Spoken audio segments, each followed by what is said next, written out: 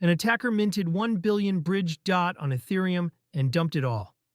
Cointelegraph reported on April 13th that a bridged version of Polkadot's DOT token on Ethereum has been exploited. An attacker minted 1 billion DOT through the bridge contract and dumped the entire supply into the market as of April 13th, 2026. The full scope of losses, the specific bridge contract involved, and whether the attacker has been identified remain unclear at the time of writing. Polkadot's native DOT on its own network does not appear to be affected. This exploit targeted a wrapped or bridged representation of DOT that exists as an ERC20 token on Ethereum. How bridge token exploits work. Bridge contracts hold native tokens on one chain and mint-equivalent wrapped tokens on another. When an attacker compromises the minting function, they can create tokens that were never backed by real deposits. The attack pattern is familiar. The attacker gains unauthorized access to the bridge's mint function, creates an arbitrary number of tokens, and sells them on decentralized exchanges before anyone can pause the contract. Buyers on Ethereum who purchase these bridge DOT tokens are left holding assets backed by nothing. This is the same mechanic behind some of crypto's largest losses. The Wormhole Bridge lost $320 million in February 2022 when an attacker minted 120,000 WETH without posting collateral. The Ronin Bridge lost $625 million a month later through compromised validator keys. IOTex's IO2 bridge was exploited for $4.4 million in February 2026 after a single private key was compromised, giving the attacker control over both the token vault and the minting contract. Drift Protocol lost $285 million on April 1, 2026 in what became the year's largest exploit. The total damage from bridge exploits since 2022 exceeds $2.5 billion.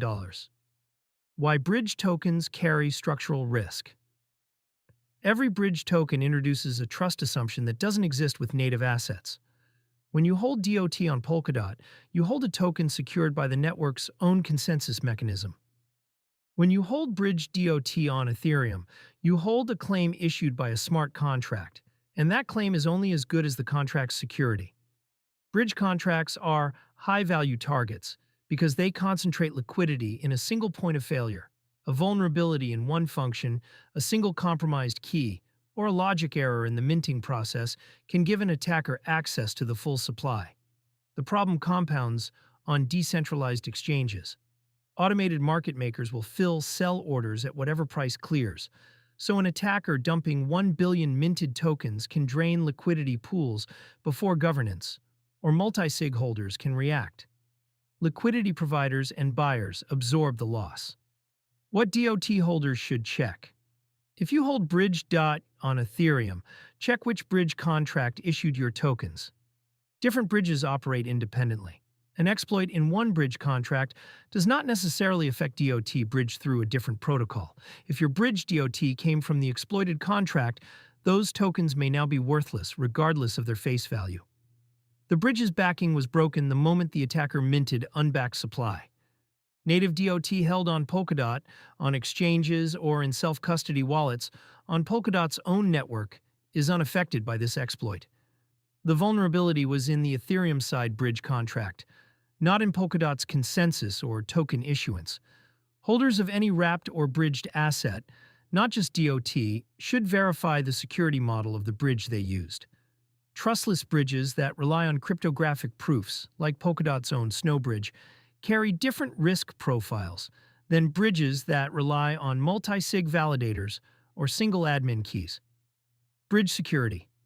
After $2.5 billion in losses, the crypto industry has spent 3 years trying to solve the bridge problem.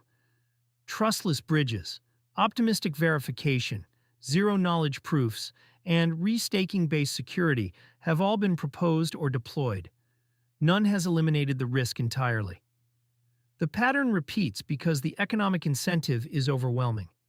Bridge contracts hold concentrated pools of real assets and issue synthetic claims against them. For an attacker, compromising a single contract function can yield hundreds of millions in minutes. For users who spend crypto through card products or interact with DeFi protocols across multiple chains, this exploit reinforces a basic principle. Native assets on their home chain carry fewer trust assumptions than any bridged representation.